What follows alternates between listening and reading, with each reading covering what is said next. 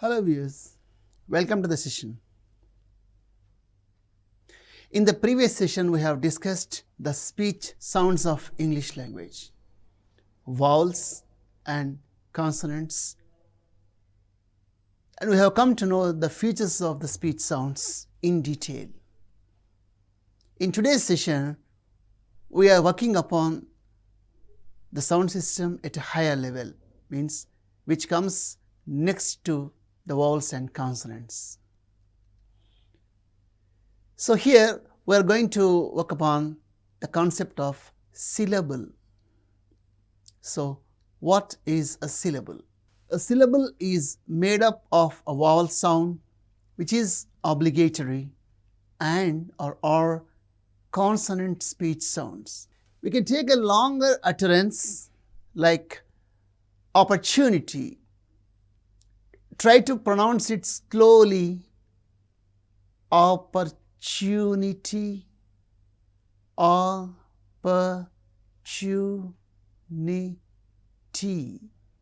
So you can see the breaks. Opportunity, opportunity. So this longer utterance is in 5 segments, or it has 5 syllables.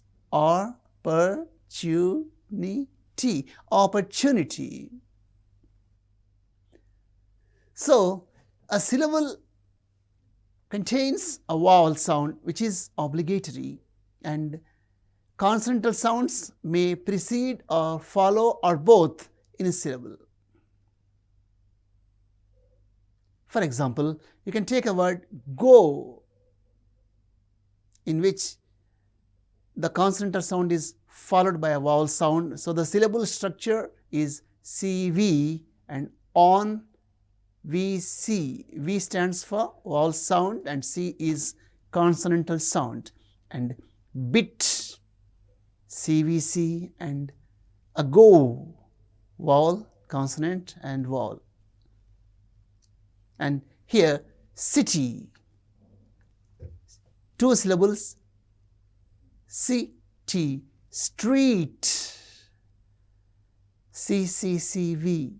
That means in this syllable the vowel is preceded by 3 consonantal sounds and followed by 1 consonantal sound, and next CV, CCC, and farmer, farmer, and cinema, cinema, cinema. It is very easy to identify the number of syllables in a longer utterance.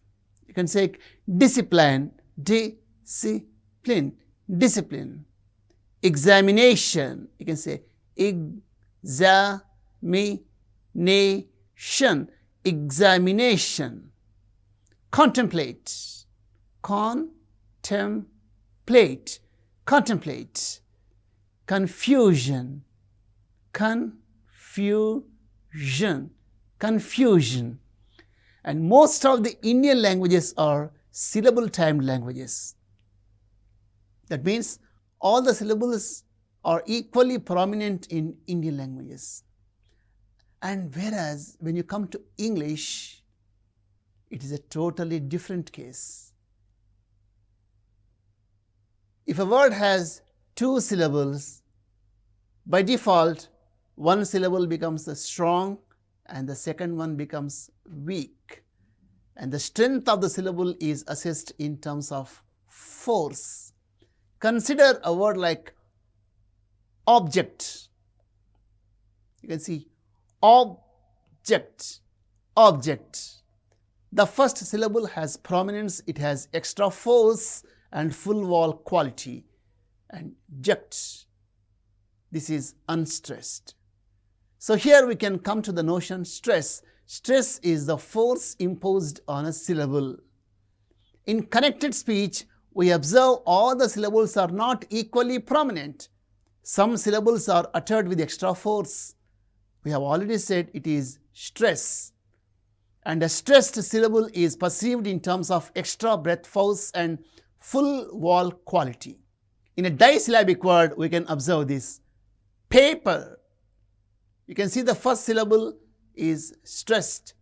Paper, paper, and about, about. The second syllable is stressed. And in polysyllabic words, words with more than 3 syllables, we can observe primary stress as well as secondary stress. The syllable that has primary stress has extra breath force and full vowel quality, whereas the syllable with secondary stress has vowel quality. Examination, examination, examination. You can see the stress syllable is nei, that receives primary stress. At the same time, the first one, it has full vowel quality, and the stress is marked with the upper vertical line, primary stress, and the secondary stress is marked by lower vertical line. And functional stress. There are a number of disyllabic words in English in which word stress depends on their function. That means, and when they function as verbs, the stress is on the second syllable. Consider the examples. Absent, absent. Conduct, conduct. Desert, desert. Object, object. Permit, permit. Produce, produce. So this is an example for functional stress. We can see the stress is on the first syllable when the word is used as noun or adjective, and the stress is on the second syllable when the word functions as a verb. And stress is in compound words. A compound word is made of 2 or more root words. For example, blackboard, tablecloth, cardboard, footprint, hairbrush. Mostly the first element in the compound word receives the primary stress. You know, blackbird, the first element black receives the primary stress, and cardboard, footprint, hairbrush. Consider these examples. Myself, herself, himself, themselves, however, wherever, whenever, and whoever. And these words, mountaineer, engineer. So words that end with the suffix near receives stress on the suffix itself. Mountaineer, engineer, payee, refugee. There are some derivational suffixes in English language that cause stress shift. We all know that there are some derivational suffixes that cause stress shift. And sometimes these suffixes determine the place of stress. The words end with shun, T-I-O-N or S-I-O-N, have stress on the penultimate syllable, like examination, complication, determination. And words that end with the suffix ty that are stress on the antepenultimate syllable. Ability, compatibility, possibility. And here you can see the example: diplomat, diplomacy, diplomatic. Photograph, photographer, photographic. Politics, political, politician. So, stress in words is not fixed. In most cases, derivational suffixes affect the stress. And sometimes stress determines the meaning in connected speech. For example, we can utter a sentence and we can give different meanings by applying stress on a particular syllable. For example, John is coming tomorrow. It is a normal statement. John is coming tomorrow. If you change it, John is coming tomorrow, he is not going. And if we say, John is coming tomorrow, not Mary. So, the place, the location of the stress affects the meaning also. And connected speech refers to the string of words in an utterance. The occurrence of stressed and unstressed syllables at regular intervals make the rhythm of speech. Consider these examples. Meet me at 10. I want you to go. 5 5s are 25. Take the dog for a walk. Turn to your left. And the other aspect of speech is intonation. Stress, rhythm and intonation are suprasegmental features because they are imposed or superimposed on the syllables beyond the speech level, speech sound level. So, we call them suprasegmental features, and sometimes stress affects the meaning, as we have already said, in sentences, and intonation refers to voice modulation. It refers to the variation of the pitch. So, if you keep saying a word continuously, what happens? For example, take a word like pen. If you keep repeating it, pen, pen, pen, pen, pen, pen, pen, pen, pen, pen, pen, pen. What exactly is happening? The pitch is fluctuating. It is going up and coming down, going up and coming down. So, it is very natural human phenomenon, the pitch variation, which causes intonation. So, in English speech, we have identified 4 prominent tonal variations. We call the rising tone, the falling tone, the fall rise and the rise fall. And in English language, tone is functional as well as attitudinal. There are some languages where tone is lexical. That means tone changes the meaning. Languages like Mandarin and Cantonese, they have lexical tone. That means the tone changes the meaning of the word. But whereas in English, intonation is functional as well as attitudinal. So, for a small example, if somebody says good morning, it is very neutral. Or somebody says good morning, it is uninterested. Or somebody says good morning, sarcastic. And somebody says good morning, very surprised or with highly enthusiasm. So, tone gives us the context and tone implies the meaning in utterances. So, the first is the falling tone. We can say the low fall. The low fall is used in statements when something is uninterested. Where are you going? Home. So, you see, where are you going? Home.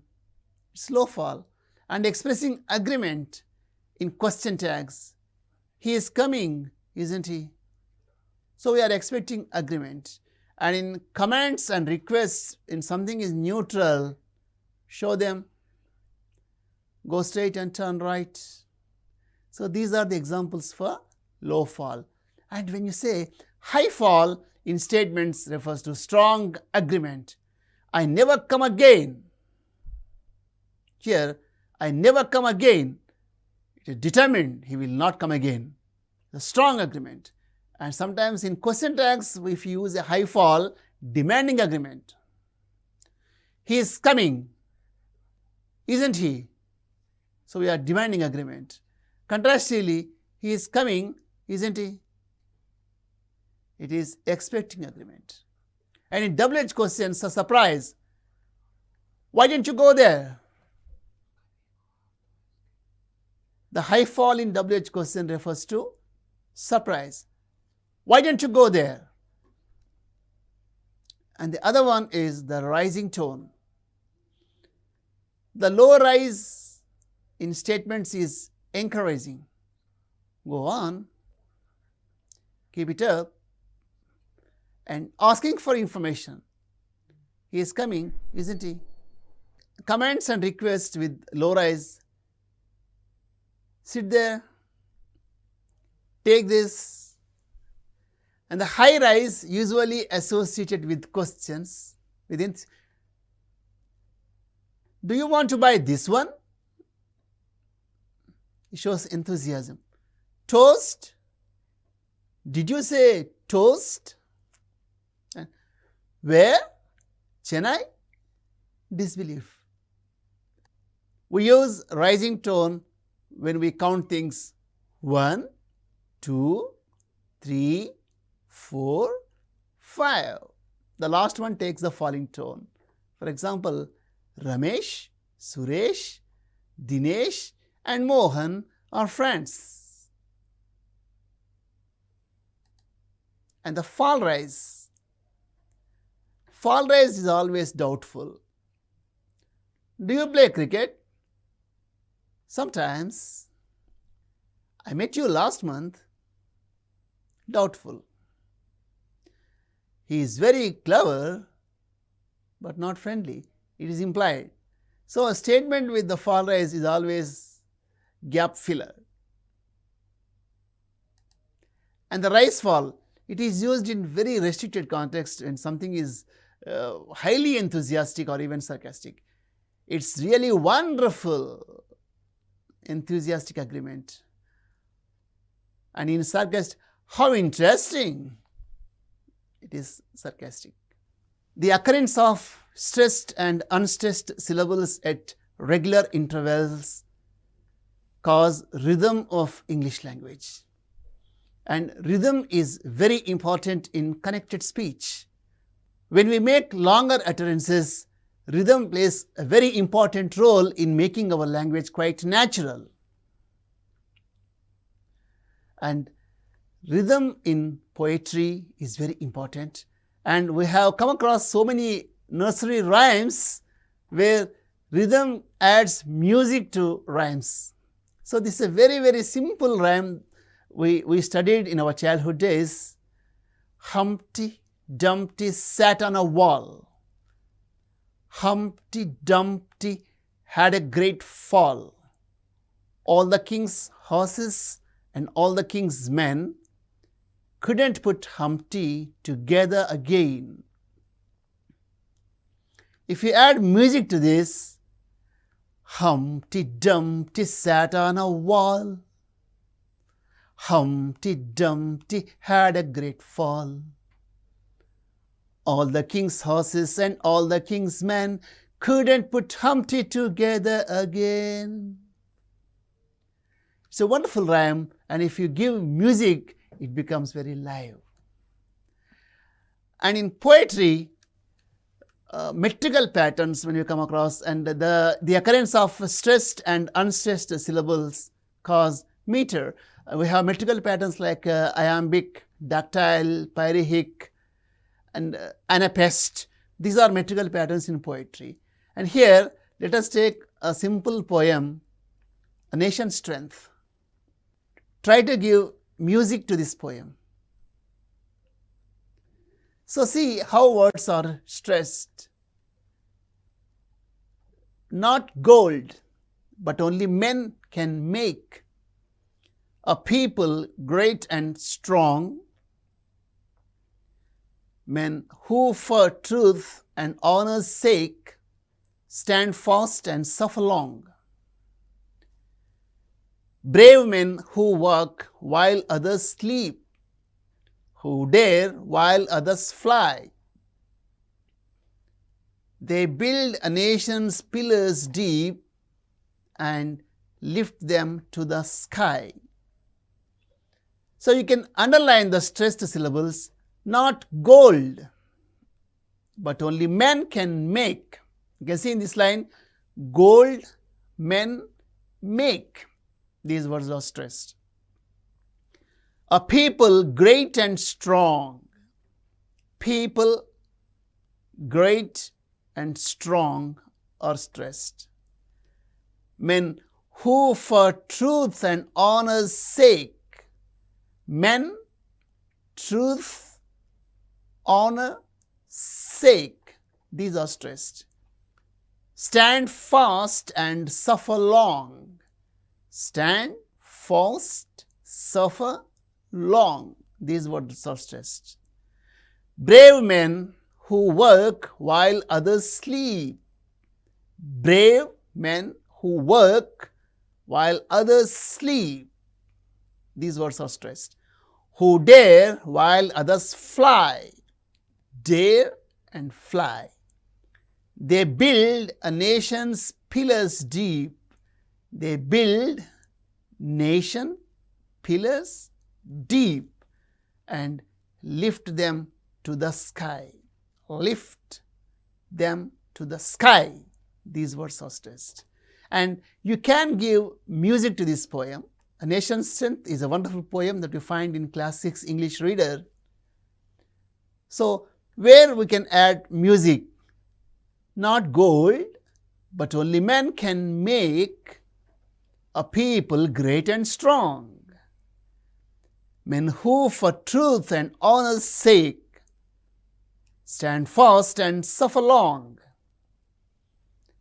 Brave men who work while others sleep. Who dare while others fly. They build a nation's pillars deep and lift them to the sky.